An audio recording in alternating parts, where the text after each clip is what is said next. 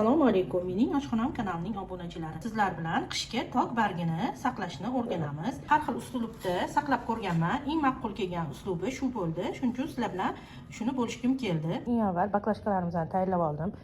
Yaxshilab baklashkalarimizni yuvib, suvlar tushib ketadigan qilib avtoga qo'yib qo'ydim. 1-2 kun avtoda turadi. Ilgari bankadan shunaqa qilib sterilizatsiya qilardik. Xuddi shunaqa qilib baklashkalarimizni ham sterilizatsiya qilib olamiz. Ularimizni terib, sochiq yoki dasturxonga yoyib qo'yamiz. Bir kun davomida barglarimizni so'litib olamiz. Barglarimizni uzishimiz bilan yopmaymiz.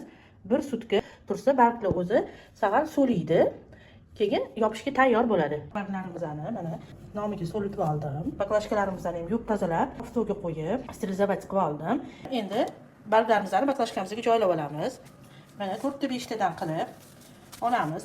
Buklaymiz. O'rab baklashkamizga mana shunday sovuramiz. Mana yana bitta ko'rsataman. Olamiz, buklab, o'rab solamiz.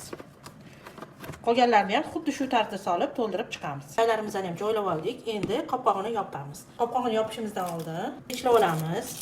Mana strechlab olamiz. Strechlab olganimizdan keyin qopqog'ini yopamiz. Mana barcha baklashkalarimizni yopib oldik. Endi qorong'i va salqin joyda saqlaymiz. Bemalol qishlarda olib, qaynoq suvda chayib foydalanishimiz mumkin.